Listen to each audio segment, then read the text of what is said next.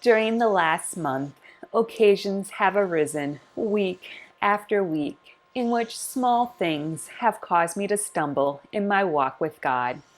Someone would say a comment which would set off my emotions, and before I knew it, my emotions were leading me astray down the path of sin. After the incident, I felt terrible. I had failed the test. I had let God down. I had not allowed any of God's teachings to guide me down the correct path.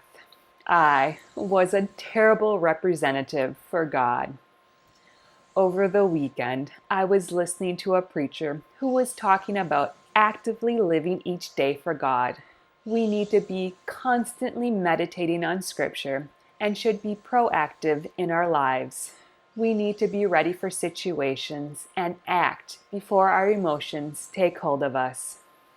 I thought about this teaching repeatedly and decided I should be more proactive in my life. The very first test would be a trip to the lab to get blood work drawn. Yesterday, I arrived at the lab for my blood work. I consciously thought about God and thought about ways to show God how I loved Him. I kept at the forefront of my mind, love your neighbor as yourself from Leviticus 19:18. I checked in for my blood work and waited. When the lab technician called me to go to a room to get my blood work done, a woman was at the lab front door trying to enter. The elderly woman had medical equipment and a mobility device.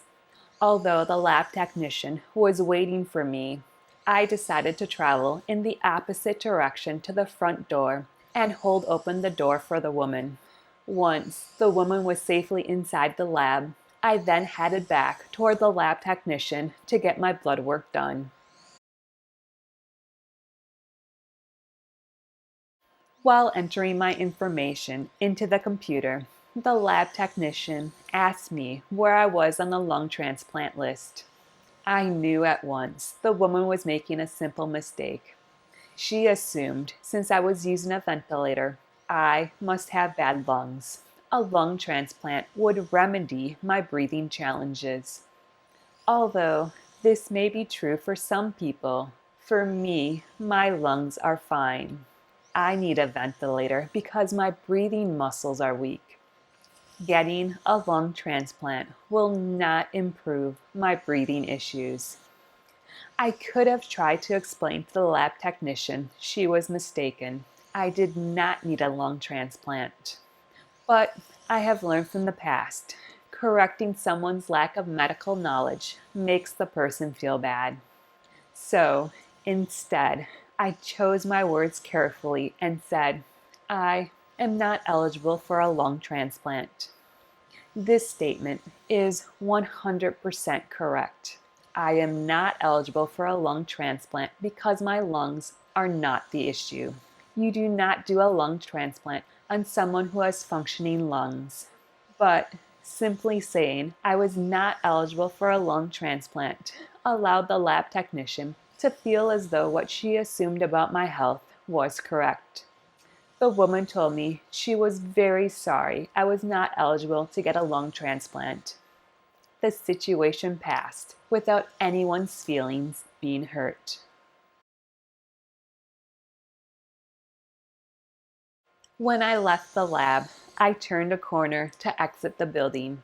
An elderly man was shuffling along, pushing a walker. I asked the man if he was going to the lab. He said he was. I quickly swung around and opened the door for the man. He thanked me for my kindness. For the rest of the day, I thought about everything which had happened at the lab.